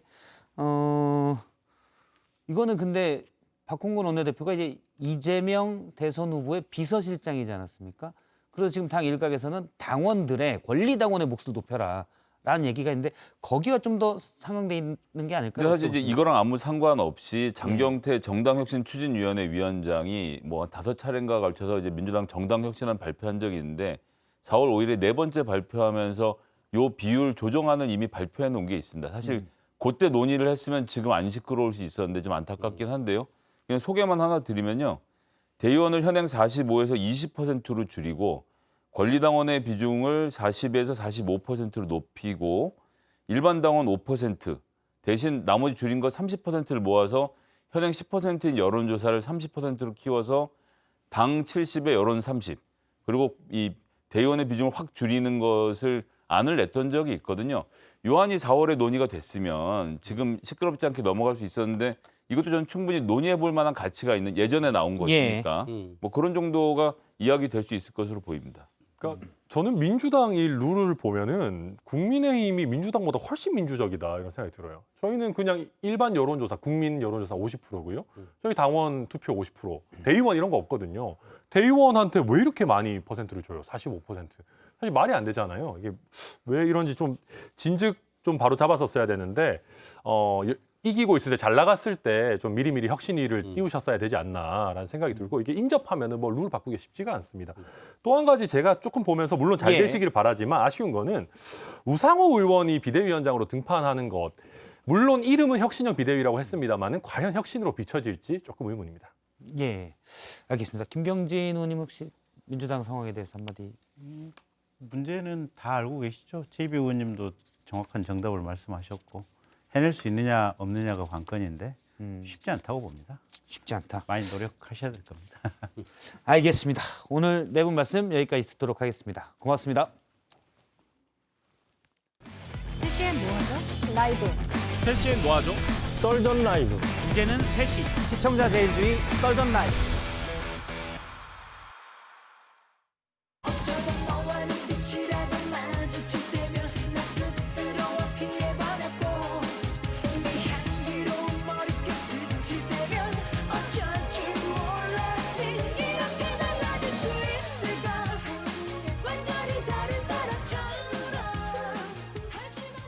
내신 이성대 뉴스 썰기입니다. 어제가 1주년이었는데 오늘은 1주년 플러스 원데이. 가보죠. 예, 오늘 준비한 자료 바로 보겠습니다. 이 보수의 존립에 근본적으로 도움이 안 되는 사람들은 육모방망이를 들고 뒤통수를 뽀개버려야 돼. 예? 동지라는 거에서 이제 적으로 간주해서 무참하게 응징해야 된다. 아저씨, 요즘 애들은 한성질 하거든요. 예? 그 애가 커서 된 게 나다 이 야. 아이 정말 왜 자꾸 머리를 때려 공부 못하게. 자, 뒤통수 맞는 사람들. 예전에 이렇게 머리를 때리면 뇌세포가 죽는다 그래가지고 머리 때문에 안 됐었어요. 공부 못한다고 그래서. 네. 머리를 맞아서 공부를 못하는 건지. 공부를 못하는데 머리 맞아서 못한다고 얘기하는 건지. 팩트로 예. 그만 때리세요. 예. 알겠습니다. 자, 좀 전에 제가 썰픽에서 다른 내용을 가져온 것 같습니다. 봤던 내용인데 정진석 의원의 과거 발언이 오늘 화제가 되고 있어요. 이준석 대표 덕분에 재소환됐죠. 뭐 이런 경우를 역주행한다고 하죠. 역주행하고 있습니다. 정진석 의원의 예전 발언. 자, 자신의 SNS에 이 대표가 이렇게 올렸잖아요. 자, 자신이 선물로 이걸 받았는데 이게 육모방망이 비슷하다, 뭐 철퇴라고 얘기를 했어요. 근데 아까 그 천하람 변호사가 얘기했지만 우리가 알고 있는 육모방망이는 이런 스타일이 아니라 자, 지금 보신 것처럼 왼쪽에 있는 그 암행어사 출두할 때 그 동원되는 병력들의 주 무기이지 않습니까? 네. 그러니까 오른쪽에 있는 이 철퇴하고는 상당히 모양과 쓰임새, 어떤 그 모양도 좀 많이 다르고요. 그 어떤 강도도 많이 달라 보이는 거죠. 네. 근데 굳이 이렇게 육모방망이로 이야기를 했다. 아까 천하람 변호사 얘기한 것처럼 맥락이 있다. 이렇게 해석을 할 수 있는 겁니다. 그래서 저희가 지금 썰고 있는 거 아니겠습니까? 정진석 의원의 발언은 당시에도 굉장히 좀 과격해서 막말 논란이 일기도 했었는데 맥락은 2017년 대선 참패 후에 보수정당 재건 위해서 방해가 되는 사람들, 반성하지 않는 사람들은 청산하자 이런 주장하면서 저런 얘기를 했었어요. 예, 그렇습니다. 말씀하신 것처럼 그런 뜻이었고요. 이렇게 얘기를 한 거죠. 자, 보수 존립에 도움이 안 되는 사람들은 이 육모방망이로 뒤통수를 때려야 된다. 뭐 이렇게 과격하게 이야기를 했는데 자, 당시 어떤 상황이었느냐? 2017년 대선 패배한 이후에 보수 정당이 사실상 괴멸되는 상태였다라는 거죠. 자, 이게 그 앞서서 이제 왜 그러냐? 탄핵 때문이잖아요. 자, 정진석 당시 원내대표는 탄핵 찬성파였습니다. 그러니까 결국에는 탄핵에 반대했던 친박 세력들을 몰아내야 된다라는 분석인 거죠. 그러니까 결국에 이 육모방망이라는 거는 당시 정치 상황을 봤을 때는 또 보수 정당 재건의 어떤 상징적인 의미로 해석을 좀 해볼 수 있는 건데 그런데 이제 아시는 것처럼 보수가 재건된 뒤에 정권 교체까지 이뤘잖아요. 성공을 한 거죠. 근데 이 과정에는 이준석 대표가 어느 정도 역할을 했다라는 거는 분명히 객관적인 평가로 남아있는 상태입니다. 자, 그러다 보니까 이 대표가 볼 때는 이 표현을 썼다는 거는 정 의원이 어느덧 자신 스스로가 보수 존립에 도움이 되는 존재인지 안 되는 존재인지 한번 돌아봐라. 뭐 이런 의미로 사용한 게 아니냐. 이렇게 해석을 할 수 있는 거죠. 지금 설전이 굉장히 오가고 있는 상황인 걸로 알고 있습니다. 그러니까 정리하면 정진석 의원은 되로 주고 말로 받는 그런 상황이에요. 뭐 그렇게 해석을 좀 해볼 수밖에 없는 거죠. 또한 그 정진석 의원 발언 당시에 그 보수는 아까 말씀드린 것처럼 바른정당과 그 자유한국당으로 분당이 돼 있는 상태였어요. 그 탄핵에 찬성하는 파들이 탈당을 해서 바른미래당을 창당을 했었죠. 네. 거기에 이제 이준석 대표도 같이 있었고 반면에 이 정진석 당시 원내대표는 탄핵에 찬성을 했지만 탈당은 하지 않았습니다. 남아 있었어요. 자유한국당에. 오히려 그 바른정당을 향해서 당신들은 보수가 아니다라고 비판한 적이 있었거든요. 직접 한번 들어보겠습니다. 당신들 보수정당 두 번 죽이는 거야. 대한민국 안보만은 보수가 지켜야 될 거 아니야 지금. 야 이준석이 야, 너 일로 와봐. 야, 대경, 네가 어떻게 네 입으로 보수를 입에 올려, 이 자식아. 이 나쁜 자식아. 어떤 놈은 보수를 입에 올리고 지랄이야.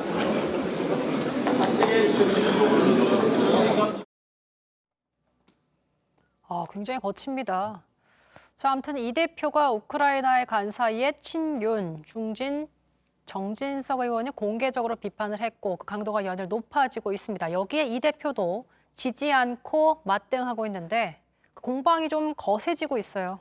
그렇습니다. 일단 오늘 새벽이었죠. 그 공천 문제를 놓고 둘이 한번 붙었습니다. 정진석 의원이 먼저 이렇게 얘기를 했습니다. 자, 이 대표가 자신의 측근인 정미경 최고위원을 그 성남, 분당, 을에 배치하려고 했다라고 폭로를 하니까 이 대표는 바로 자, 내 지역구 구청장도 나는 경선을 시킨 사람이다. 만약에 나한테 공천 문제를 제기하려면 상당한 용기가 필요할 것이다라고 바로 맞대응을 했었죠. 자, 이제 이게 왜 이런 얘기가 나오느냐면 이제 정진석 의원이 이준석 대표 뒤에 뭐 중도 사퇴를 하든 그 뒤든 당권 경쟁에서 주도권을 잡으려고 먼저 이렇게 공세를 취하는 게 아니냐라는 분석들이 나오고 있어요, 지금. 자, 그러다 보니까 일단 정진석 의원은 선배로서 이야기를 하는 것뿐이다라고 일단은 이야기를 하고 있습니다. 들어보시죠. 내가 이준석 대표의 행보에 시비를 걸어서 뭐 이준석 대표를 무슨 끌어내리려고 한다는 등 뭐 이런 억측으로 연결돼서 저도 조금 당혹스러웠는데 그런 거 아니고요. 더 잘 하라는 의미로 제가 노파심에서 정치 선배로서 얘기할 수 있는 거 아니겠습니까? 자, 선배로서 충고를 한 거다라고 얘기를 했는데 오늘 오후부터는 좀 더 과격해지는 양상이 나오고 있습니다. 자, 정진석 의원 이렇게 얘기를 했어요. 자, 선배의 우려에 대해서 개소리라고 치부하고 있다. 어디서 이런 나쁜 술수를 배웠느냐라고 이 대표를 직접적으로 공격을 했어요. 자, 이 대표 곧바로 아니 먼저 저격하신 분이 저격 당하셨다고 불편해하면 그게 바로 내로남불이고 적반하장이다. 역시 맞대응을 하고 있습니다. 그러니까 당내 최다선 국회 부의장 출신과 현직 당대표입니다. 현직 당대표가 원색적으로 공개 비난전을 이어가고 있더라. 글쎄요. 아무튼 또 키워드로 돌아가 보면은 키워드의 뒤통수 맞는 사람들이었습니다. 복수형인데 또 누구죠? 네, 그렇습니다. 지금 국민의힘에서 과거에 자신이 한 발언 때문에 뭔가 뒤통수를 맞았다, 발목이 잡힌 게 정진석 의원이라면 자, 야당에서 비슷한 처지에 있는 사람 바로 홍영표 의원입니다. 어제 저희가 뉴스 설계에서도 한번 했었죠. 자, 그러고 보니까 둘 다 이제 각 당에서 뭔가 당권을 앞두고 주도권을 뭐 차지하려고 아니냐 이런 분석들도 나오고 있는데 자 홍영표 의원 연일 이재명 후보 이제 이재명 의원의 그 책임론을 거론하고 있잖아요. 오늘은 좀 더 수위를 높여서 거짓말쟁이다라고 얘기를 했거든요. 들어보시죠. 알기로는 당의 70~80%는 반대한 걸로 저는 알고 있는데 제가 아는 한은 우리 당이 원해서 내가 희생하기 위해서 나왔다. 이거는 저는 그것이 거짓말이라고 생각하거든요. 자, 그나마 이제 국민의힘은 선거를 이겼지만 민주당은 지금 선거 참패 책임론을 놓고 연일 내탁 공방을 이어가고 있어요. 보는 국민들 입장에서는 글쎄요, 탐탁지가 않아요. 그렇습니다. 자, 그러다 보니까 아까 제가 그 정진석 의원 이야기 한번 가져왔지 않습니까? 여기서 저 정진석 의원의 이름과 저 보수라는 표현을 진보로 바꾸면 자, 진보 존립에 도움이 안 되는 사람 육모방망이로 뒤통수를 때려야 된다. 저 진단이 지금 어떻게 보면 민주당에도 맞는 뭐 이런 느낌이다라고 볼 수 있는 거고요. 자, 어쨌든 제가 말씀드린 것처럼 홍영표 의원도 지금 자신의 과거의 발언에 발목이 잡혔다라고 얘기를 했어요. 자, 과거에는 문자 폭탄에 대해서 민심이다라고 상당히 좀 긍정적으로 표현한 적 소개해 드렸었죠. 다시 한번 들어보겠습니다. 그게 예를 들어서 한 목소리로만 그렇게 오지 않습니다. 문자가. 절대로 그렇지 않습니다. 그렇기 때문에 저는 그냥 그것을 어떤 민심의 소리로 듣습니다. 듣고 자, 그런데 이제 지금은 맨 앞에서 이재명 의원을 공격하고 있단 말이죠. 그러다 보니 이 의원 측에서 집중적으로 문자를 보냅니다. 문자 폭탄, 대자보 폭탄을 보내고 있어요. 자, 그러다 보니까 이제 문자 폭탄을 옹호하는 입장이 조금 바뀌었습니다. 들어보시죠. 들을 좀 말리고 이런 것을 비판하고 해야 될 뭐 영향력 있는 어떤 사람들은 그냥 뭐 잘한다는 식으로 있다 보니까 갈수록 뭐 더 심해지는 거죠. 자, 과거에는 민심이었지만 지금은 이제 배우가 있는 상황이 된 거죠. 자, 문자 폭탄은 사실 문재인 정부 내내 잊을만 하면 나오던 당내 고질적인 문제였습니다. 저런 얘기를 친문 중진 홍영표 의원이 과거에도 그렇게 얘기를 썼다면은 얼마나 좋았을까. 이제 문자 폭탄은 지금 뭐 민주당 내 고질입니다. 그래서 해결해야 된다는 얘기는 많이 나오고 있고요. 자, 그래서 오늘 키워드 한번 다시 보겠습니다.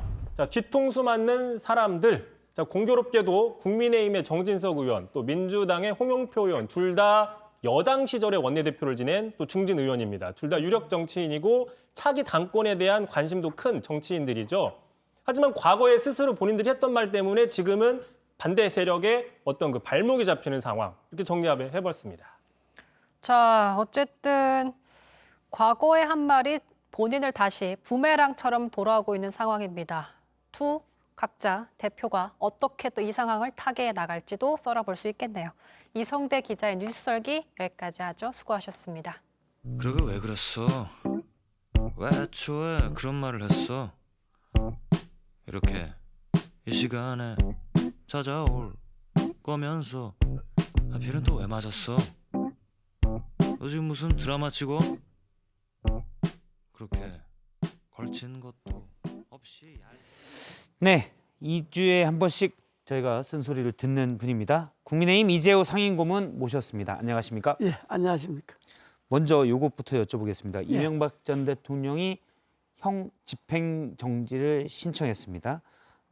그리고 오늘 윤석열 대통령은 이 전 대통령의 사면 가능성에 대해서 지금은 언급할 문제 아니다 이런 반응을 보이기도 했는데요. 먼저 형 집행정지 신청부터 좀 보면 건강 상태가 지금 많이 안 좋다고요? 그렇습니다. 예, 건강 상태가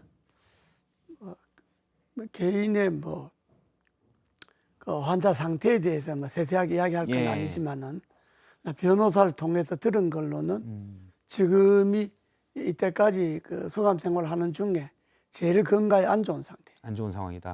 예, 알겠습니다. 이 윤석열 대통령이 언급할 문제 아니다. 그러니까 대통령실에서는 나중에 관계자가 언론에 한 얘기는 법적으로 검토하지를 않았기 때문에 그런 원론적인 얘기다라는 부분인데 어떻게 보십니까? 그렇습니다. 대통령께서 지금은 사면 문제를 이야기할 단계가 아니다고 했는데 대통령이 대통령 되시기 전에 이제 집으로 가실 나이가 됐다는 또 그 형평성이 박 대통령 사면 복권하고 또 이 대통령 그냥 있는 건 형평이 안 맞다. 국민 통합을 위해서 사면해야 된다 하는 이야기를 후보 시절에 늘 해왔기 때문에 예. 저는 뭐 그 생각에 크게 변함이 없다고 봅니다. 예. 다만 지금 뭐 논의하지 않는다는 이야기는 사면 안 하겠다는 이야기하고는 좀 다르지 않습니까? 아, 지금은 어떻게 보면 정부 초기이기 때문에 국민 감정도 고려하고 이런 부분들이 좀 있지만 뭐 논의가 되고 당선 그렇습니다. 예. 후보 시절에 약속한 게 있기 때문에 할 것이다라고 예. 보시는 거죠? 그렇습니다. 지금은 뭐 여러 가지 급한 일이 많으니까 뭐 당선되자마자 또 사면한다 그러면 야권에서 또 시끄러울 거니까 지금은 뭐 때를 보는 것 아니겠습니까? 속도를 본다 예. 하는 말씀. 왜냐하면 이른바 윤핵관으로 불리는 장제원 예. 의원, 권성동 원내대표 다들 이명박 전 대통령이 이제 구속 수감될 때 보석이 풀린 다음에 갈 때도 예. 사저 앞에 있었던 친이계 예. 핵심들 아닙니까? 친이계 핵심들이 지금 다 사실은 정권의 가장 최고 핵심으로 불리고 있어서 예, 그게 아니라도 예. 고령이고 또 그 한 분은 사면 복권 됐는데 한 분은 계속 둔다는 것도 예. 그것도 국민 정서에 안 맞고 또 건강도 안 좋으시고 또 전직 대통령을 이렇게 너무 오랫동안 정권이 바뀌면서까지도 계속 소감한다고 하는 것은 그 외국에 보기에도 별로 좋은 모습이 아니죠. 예.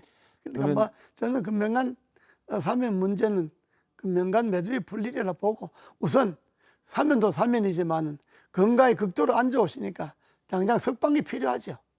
예. 사면에 대한 국민 감정은 지금 어떻다고 보십니까? 사면 뭐 국민 감정이야 찬반이 있기 마련이지만은 그는 사면권자가 대통령이 결단해서 사면하고 국민에게 설명하면 되는 거죠. 그리고 지금 그 이명박 대통령 사면에 대해서 뭐 그렇게 뭐 반대할 그럴 시간은 지났지 않습니까? 예. 수감 생활이 뭐 짧진 않았죠. 예. 알겠습니다. 앞서도 길게 얘기했었는데요. 금융감독원장의 부장검사 출신의 이복현 부장이 전 부장이죠. 예. 사표를 냈었으니까 신임 금융감독원장이 됐습니다. 이 부분에 대해서는 어떻게 보십니까? 뭐 능력 있는 사람을 임명했다고 하니까 할 말은 없지만은 그러나 현 정권 들어서서 검찰 출신 인사들이 요직에 너무 많이 기용한 건 사실이죠. 예. 그러나 한편 이해가는 거는 대통령이 검찰 출신이고 뭐 검찰총장 출신이니까 자기가 잘 아는 사람, 자기가 가까운 사람을 요직에 앉힐 수밖에 없겠죠. 그건 뭐 필요는 하지만은 그렇다고 해서 뭐 온갖 군데 다 검찰 출신을 갖다 넣는 거는 국민 정세는 좀 안 맞다고 봐야죠. 그럼 뭐 대통령 본인이 이 사람은 내가 써봐서 잘 알아, 유능해, 심지가 굵어, 곧고 그렇게 판단할 수도 있는데 자꾸 이제 대통령 지근거리에 있던 분들이 이른바 요직에 가게 되면 다 지근거리를 하려고 하지 않겠습니까? 그러니까 아니 뭐 대통령이 하는 그 말씀은 이해가 가는데 가는데 그렇다고 해서 또 대통령이 뭐 믿을만하고 가까이 있는 사람들이 그분들밖에 없으니까 뭐 그분들 쓰는 거는 뭐 어쩔 수가 없는데 문제는 그분들이 일을 잘하느냐 못하느냐 그게 문제지. 뭐 쓰는 거야 뭐 되게 그 문재인 정부 때도 뭐 그 주로 쓰는 사람들이 자기 아는 사람들 뭐 민변 사람들 참여연대 사람들 뭐 자기가 가까운 사람들 주로 다 썼지 않습니까? 아니 겪어본 사람들 위주로 그리고 쓰는 또 게 뭐 있죠. 그 대법원도 뭐 김명수 대법원도 자기 저 우리법 연구에다 뭐다 해서 자기가 가까운 사람 아는 사람 자기하고 같이 일했던 사람들 주로 쓰지 않았습니까? 가까운 자리에. 그러니까 자기 친하고 믿을 만한 사람 쓴다는 거는 정권이 바뀌면 어렵게 있는 거예요. 근데 이제 특정 직군이 왜냐하면 검사라는 특정 직군이기 때문에 그리고 검사는 사실 준사법기관의 성격을 가지고 있어서 항상 여러 직군 중에서도 좀 독특한 성격을 가지고 있지 않습니까? 바로 그겁니다. 그래서 그 인사가 설사 뭐 능력과 자격이 있다 하더라도 바람직한 인사로는 볼 수 없죠. 왜냐 그러면 그 금융감독원이라고 하는 그 자리에 검사 출신을 물론 검사도 그 부분에 대해서 금융 부분에 대해서 뭐 전문 검사가 있을 수 있는데 그렇다 하더라도 윤석열 정권 들어서자마자 핵심 요직에 전부 자기와 친한 검사들 갖다 앉힌다고 하는 거는 인사권자로서는 할 수 있는 일이지만은 국민들이 볼 때는 바람직하게 보진 않죠. 이른바 MB 정부, 이명박 정부 때는 어땠습니까? 근데 당시 이명박 대통령은 이제 서울시장도 했었고 정치인도 했었고 했기 때문에 기업인도 했었고 예. 나름 뭐 인사 폭은 넓지 않나요? 그렇습니다. 이명박 정부 때는 물론 이제 고소형 정부 얘기는 있었지만 그거야 그거야 특성을 뭐, 분류한 거고요. 그거야 말을 그렇게 만든 거고 예. 그때는 직전에 김대중 정부와 노무현 정부 10년도 안에 거의 같은 계열의 인사들만 썼고 거의 보수 쪽의 인사들은 하나도 들어간 자리가 없었지 않습니까? 예. 그러니까 인재들이 많았죠, 풀이. 예? 그러니까 아주 뭐 사람들이 좋은 사람들 차고 넘쳤죠.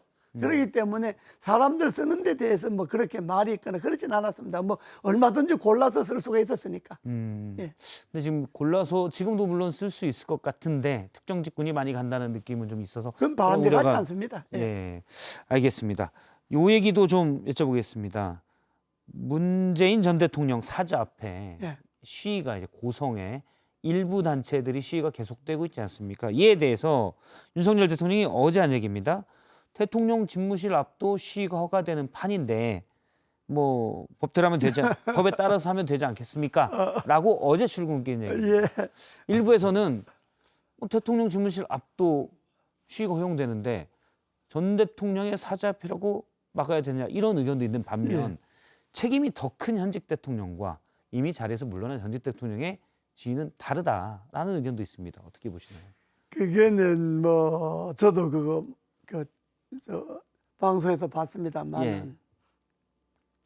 뭐 꼭 그렇게 말씀하실 건 아니고 그러나 그 민주당이나 야권 측에서도 이명박 대통령 사저에서 4개월 동안에 그렇게 했습니다. 그때 그 당시에 문재인 정부나 민주당이나 경찰에서 아무 소리 안 했습니다. 일체 간섭 안 했어요. 논현동 사저 앞에서요? 예. 미루 4개월 동안에 온갖 욕설을 다 하고 그 동네가 떠나가도록 하고 그래도 경찰에 제재하면 안 하고 민주당은 오히려 부추긴 소리만 했고 그런 일이 있었어요. 예. 자기네들도 그러니까 민주당 사람들이 그걸 갖고 그 당시에 그 이명박 사저 앞에서 그렇게 몹쓸 욕을 다 하면서 4개월 동안 했던 사람들 그 사람들이 지금 그걸 문제 삼을 일은 아니고 예. 아니고 그러나 뭐 법에 따라서 처리는 하겠지만은 전직 대통령이라는 차원이 아니고 그 동네가 민간인들이 사는 동네니까 예. 그 동네에 피해가 없었으면 좋겠다 뭐 이런 이야기는 할 수가 있는 이야기죠. 그러나 민주당이나 지금 야권에서 그걸 갖고 문제 삼을 수 있는 형편은 안 되죠. 자기네들. 근데 사실 흔히 이제 야권, 민주당 쪽이다라고 하지만 여러 사람들이 있지 않습니까? 예. 그러니까 민주당을 지지하는 단체도 있다. 여러 단체가 있는데 그중에 극히 일부는 그랬을 수도 있고 예. 논현동에서 또 대다수는 저건 과해라고 생각할 수도 있기 때문에 또 이분들이 그런 또 얘기도 할 수 있는 거 아니겠습니까? 그러니까 그 당시에 뭐 그게 과하다고 이야기하는 그쪽 사람들은 없었고 오히려 뭐 부추기는 이야기만 했으니까. 예. 그러나 우리는 그때 일체 말 안 하고 가만히 있었지. 아마 참고 있었는데 지금 그 사자 앞에서 그렇게 하는 것에 대해서는 뭐 우리는 우리 입장에서는 그렇게 뭐 그 좀 아마 전직이 자기네들이 그렇다 했더라 똑같이 할 수 있느냐? 예. 뭐 대통령이 법에 어긋나는 게 있으면 법에 어긋나는 대로 처벌하면 되지. 대통령 혼자 사는 동네도 아닌데 여러 사람들이 사는 동네인데 그것은 너무 그렇게 동민들에게 피해가 가게 하면 되겠는가? 좀 자제할 필요가 있다. 뭐 이 정도로 이야기하는 게 좋죠. 알겠습니다. 법도 사실은 뭐 당연히 헌법상의 집회 및 시위의 자유는 표현의 자유로 보장돼야 하지만 좀 디테일하게 법적으로는 뭔가 이제 다른 불필요하게 피해를 입는 다른 그렇습니다. 사람들은 법은 충분히 생각해야 되죠.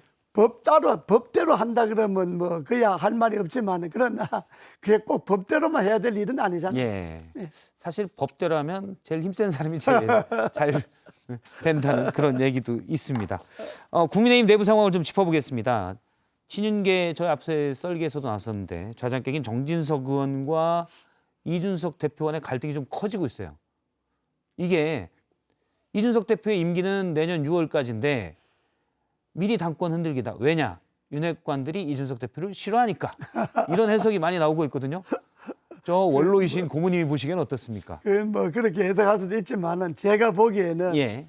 이준석 대표든 당의 중진이든 국민님이 지금 한심한 게 지금 그렇게 싸울 일이 아니거든요. 예. 지금 취임한 지 한 달 되잖아요. 그렇죠. 지금 여당이 국민의힘이 향후 5년도 안에 윤석열 정부를 어떻게 성공시킬 것인가, 지난 정부와 뭐가 다른가, 나라의 청사진 어떻게 제시하고 국민들은 윤석열 정부를 어떻게 믿게 만들 것인가, 5년 후에 우리나라는 이렇게 변해져 있을 것이다. 예. 이런 청사진을 만들고 집권당으로서 해야 될 일이 산더미처럼 쌓여 있잖아요. 그렇죠.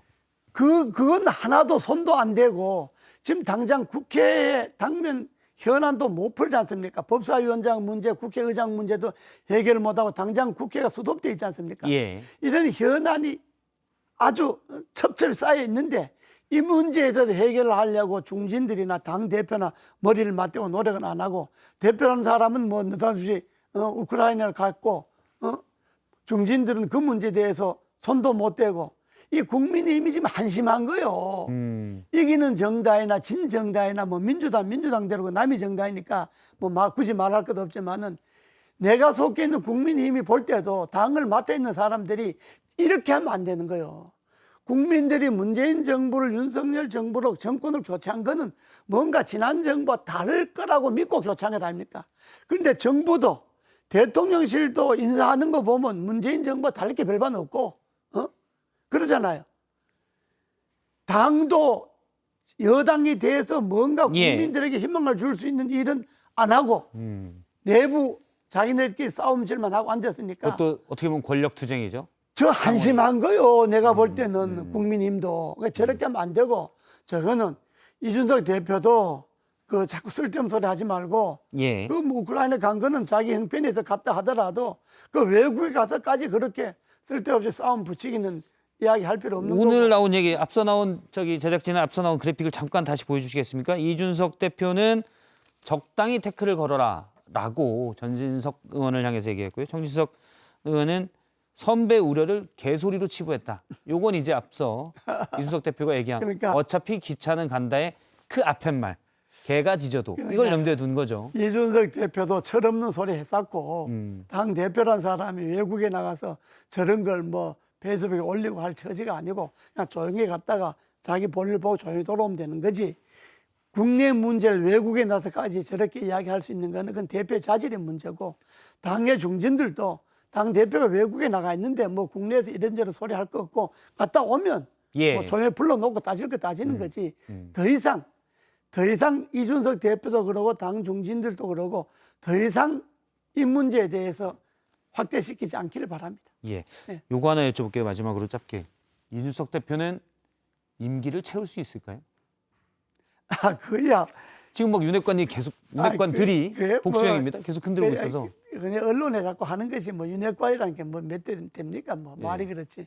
그리고 당 대표의 임기라고 하는 거는 뭐 임기가 있으니까 임기는 지키는 것이 원칙이지만은 여당이든 야당이든 정당의 대표 임기는 보장돼 있지 않습니다. 그때 정치적 상황에 따라서 얼마든지 임기를 채울 수도 있고 안 채울 수도 있고, 역대 정당에서 임기를 제대로 채운 여야 대표들 별로 없죠. 그러니까 생각해보니까 그렇네요. 그러니까 뭐 당 대표 임기 갖고 이야기할 처지는 아닙니다. 지금. 알겠습니다.